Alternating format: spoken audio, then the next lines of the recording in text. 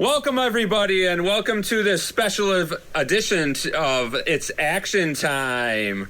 Yes, Matty has no idea. Our good friend Matt, who normally does the intros, he's so good at it. Look at him; he looks awesome too. He's in character. Yeah, we're gonna be doing a special. There's going to be a trilogy, so there's going to be 3 episodes this time. But yeah, Matt has no idea what we are doing. What are you guys talking about? I don't have any idea. The notes that I've got say that we're doing Leonard Part 6. That's for another. No, that was scrapped. That was scrapped. It got put on the cutting room floor.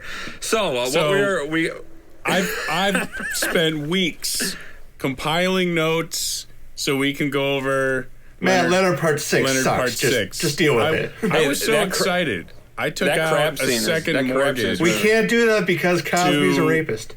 Fund the research that I've been doing on Leonard Part 6. You wouldn't believe. I've actually, we built a structure behind the house. It's a big storage unit that it's now, we're now running the Leonard Part 6 museum. Oh, God.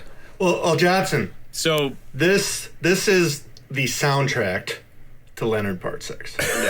No, definitely not. Because if this was the soundtrack to Leonard Part 6, that movie would be legend. Wait for it, dairy. It would be legend. All right, dairy. You know what? I don't need no research. You don't need research. All right, we're getting off. Let's do this. So again, welcome to It's Action Time, the special edition of It's Action Time, with me. I am Jason. We also have. I'm Brian. And I'm Matt.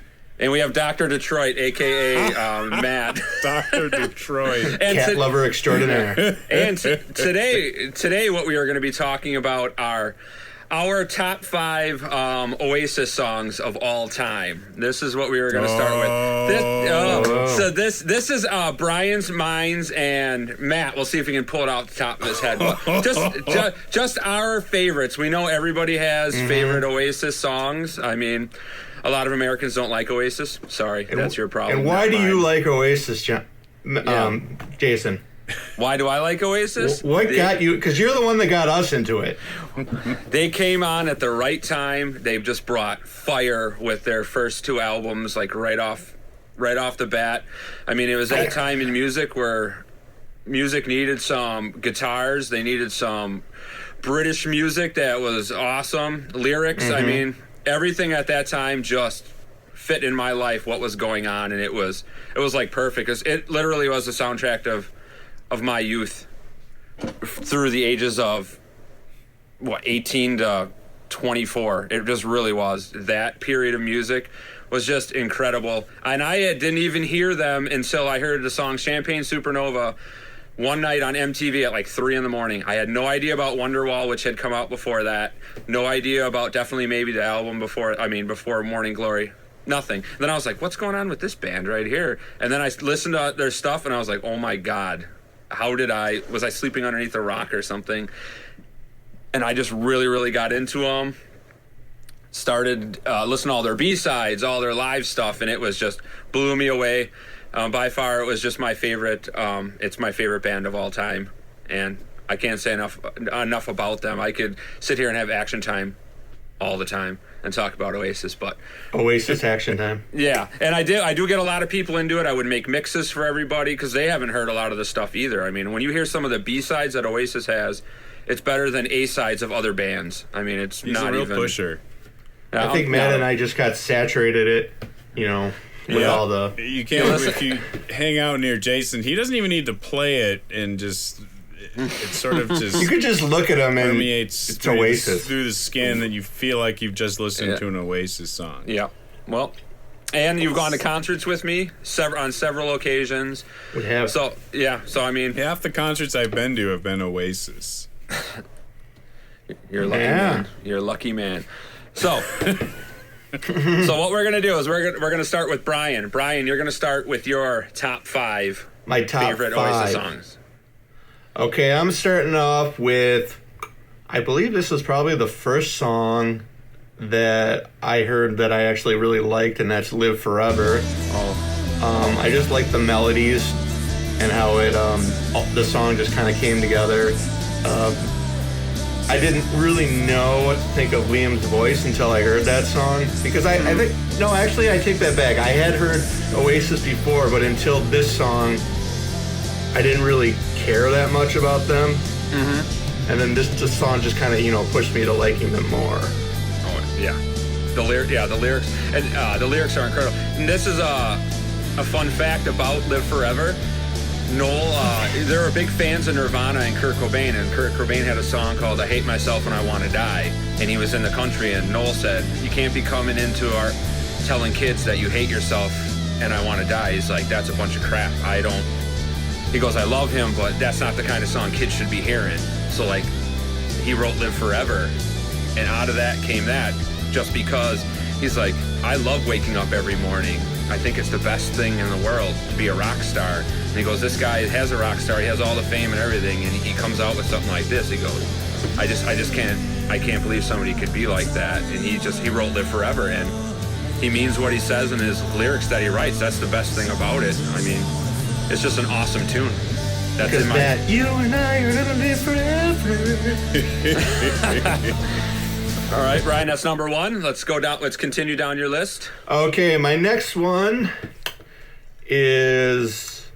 Okay, I'm blanking on which album this starts out with, but it's The Hindu Times. So help me, which album? That is Heathen Chemistry. Heathen Chemistry, thank you. I just thought it was a really good song to open up an album. Yeah. It just starts rocking right away. It's a good riff, the name actually made me think, okay, maybe this is going to be, like Indian inspired. Maybe it's going to be like what's that band Cornerstone. Mm-hmm. Yeah. Maybe there's going to be some element of that in it. But I mean, yeah, I don't know. I just thought it started the album like really, really well. Yeah. No, it's a tune. And Corner Shop actually toured with Oasis as well, so they could have been inspired a little bit by them as well, because that's got a drum sample in it, and they got into drum samples starting into their fourth album. So playing stuff like that, yeah, and it's thumping. It's got a great riff over the top of it. Yeah, that is a tune. Yeah, it is a tune. Well, and those, a lot of the sounds, there's a lot of skill put into crafting all the tones you hear, whether it's guitar, the vocals, the drums, they're all kind of sonically prepared very well. Yeah. They all have a real cool sound to them. Like a sonic temple. Well, that's it. Oasis, sonically, that's why people always were like, they're ripping the Beatles off, because the Beatles are really good with sonically, and they were good with backing vocals and just mashing the voice, double tracking vocals and stuff like that. I mean, it all fits together. There's a master plan behind all of that and how it sounds. And yeah, that song just sounds cool. I love when the brothers are together and they're singing, especially the high notes and stuff like that. It's just awesome. That's a great when they great quit song bickering choice. And start singing. Yeah, just sing, baby. Yeah. All right, Brian. That's right. Brian, continue down your list. My next one, I picked this one because it reminded me of something that I could see Pink Floyd doing, and this is Do You Know What I Mean? Oh yeah. How it starts out. It starts out with that almost like a walkie-talkie, like yeah, exactly. And I remember the video because it had I think it was like a helicopter or something in it. Yeah, and it just had a very Pink Floyd kind of feeling to it. Yeah, that song is fantastic, and that is a NWA. They have a what's it called? That has the drum loop going through an NWA song through the song, with the drums going on at the same time. It's awesome. That's an awesome backbeat going on.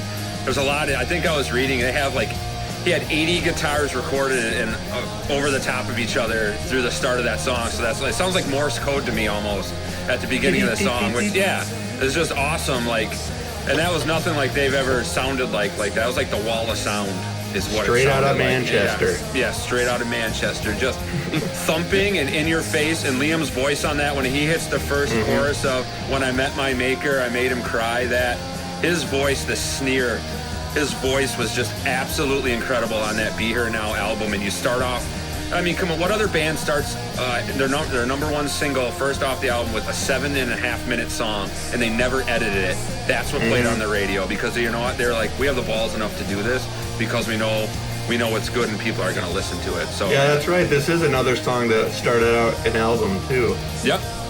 That's Absolutely. Right. All right. Okay, what? What's next? Just keep firing away. I love this. Okay, this next one, this one might actually be considered a deep cut, but I still put it as one of my favorites. Cast No Shadow. Oh yeah. I just think Liam he sings the song really beautifully. Yeah. I think it's kind of like Live Forever. It just flows really well. It has a tranquil sound to it. Yeah, you almost can hear the pain in his voice in the song like that. And when you hear that in a singer get into that, when they're that into the song, man, you just feel everything that they're singing. I mean, that's an incredible, that could be a deep cut, and that is just, it's a beautiful song. It's a really beautiful song. I have to agree. Okay, my last one, and I know I was pretty darn Liam heavy there, but this one's a Noel one. This is Little by Little.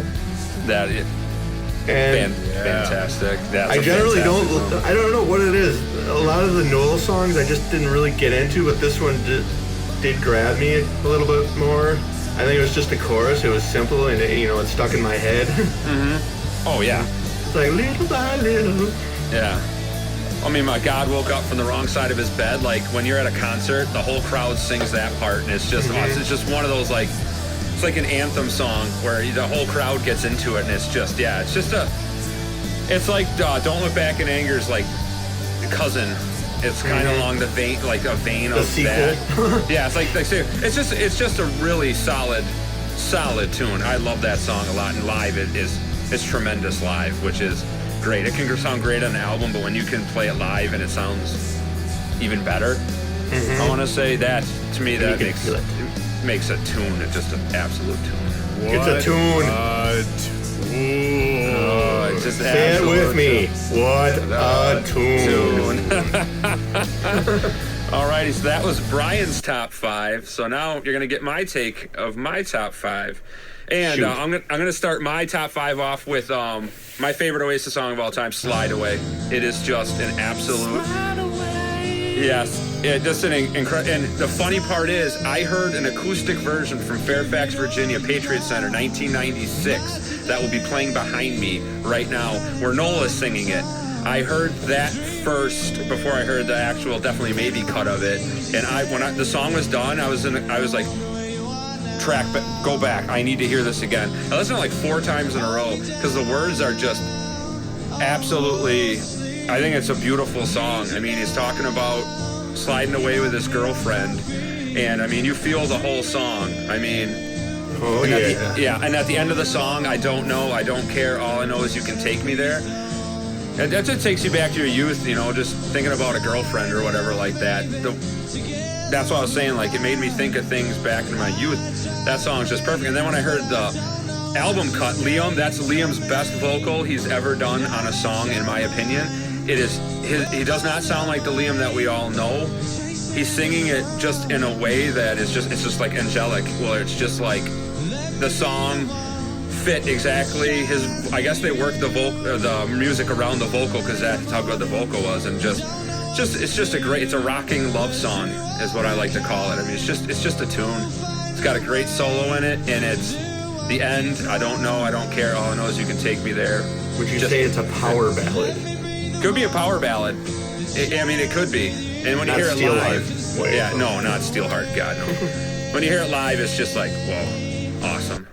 All right, my number 2 track that is my favorite is a song called "Rocking Chair," which was a B-side to "Roll With It." I mean, a song like absolutely. How is that a B-side? It's just like.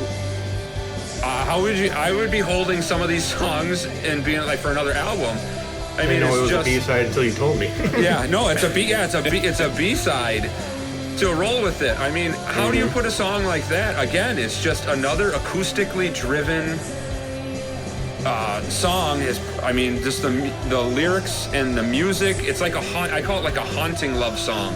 Somebody who is in pain, who is just like, man, I'm stuck here, rocking in my rocking chair. I'm sad enough. I mean, it's hard enough being alone, sitting here by the phone, waiting for my memories to come back and play. I mean, who hasn't thought of things like that? You know what I mean? Now, do you think his rocking chair got with Lane Staley's angry chair from Alice in Chains? I don't. They had some Jack Daniels and some little white candy, maybe. Maybe that would happen, but yeah, just that's my number 2. I have Live Forever as my number 3 as well. As like Brian said, I mean, there's not much more to add to it. It introduced basically them to like, hey, Noel Gallagher can write a pretty damn good song. So I mean, it's just a perfect song. Came out at the right time. My number 4 song is a song called "Let's All Make Believe," which again is a B-side off of the "Go Let It Out" single off "Standing on the Shoulder of Giants," which Liam wrote his first song called "Little James." Noel pulled this song off to put his song on. "Standing on the Shoulder of Giants," with if it had "Let's All Make Believe" on it, would be 10 times better. Oh yeah. I mean, it was actually, I think they realized how good of a song it was, and they included it as a single with the actual DVD or the actual album release when it came out. It came underneath the disc, and it was "Let's All Make Believe." It's a Liam again, like a haunting lyrics, and it's one of Noel's best, I think, lyrically written songs. I mean, it's so just. They took Little James off and replaced it with that one? No, they took "Let's All Make Believe" off and put Little James on because he wanted Liam to gain confidence that he can write music. Because there was Little James is one that Liam wrote. That's his first song ever that he ever had written.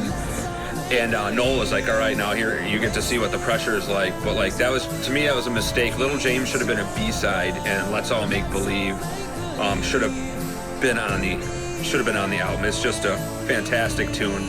And then my last song is a song called "Listen Up," which again is another B-side. It's a B-side off the Cigarettes and Alcohol single. "Listen Up" is just, again, just straight fire. It's almost like another ballad, but it's a little more sped up. Everybody thinks it sounds like this opening sounds like Supersonic because it has like the same beat.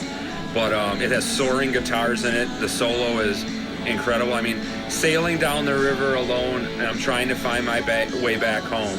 I don't mind being on my own." I mean, just, again, like his lyrics for these first couple albums were just absolutely what I was kind of thinking in my life. Where it was like, oh, I can relate to this a lot. And it's just, I absolutely love Liam's voice.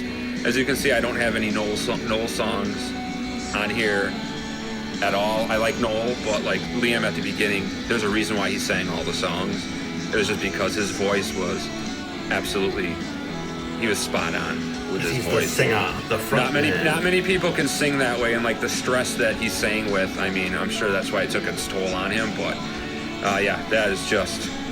that's my top 5. And I think, Brian, you have a solid top 5. I got a solid top 5. Maddie, what do you think about our selections on this special edition? You got any ones?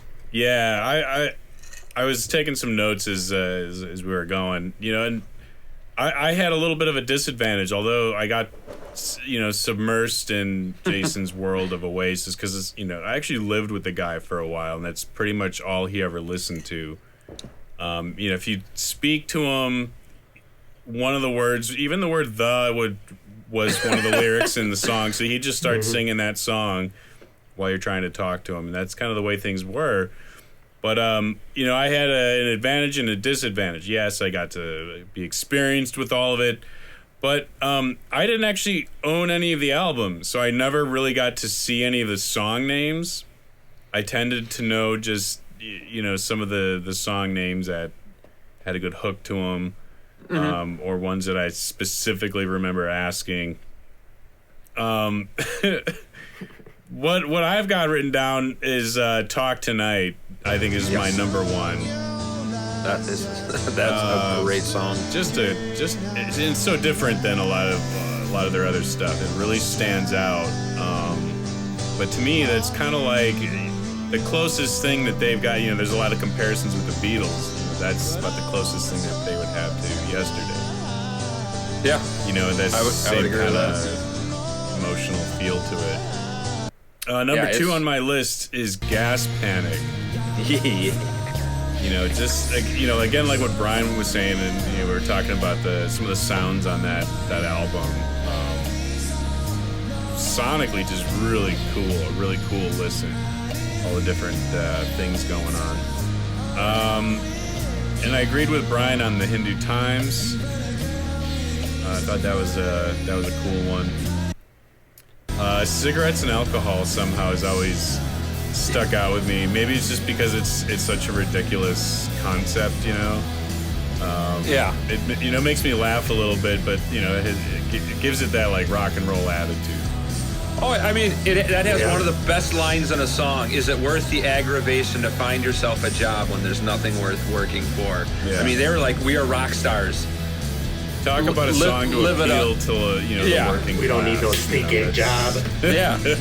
I mean, and I know our good buddy Sean would like this. They were influenced heavily on that song and a lot of definitely maybe by the Sex Pistols, and that's how Liam liked to sing like John Lydon.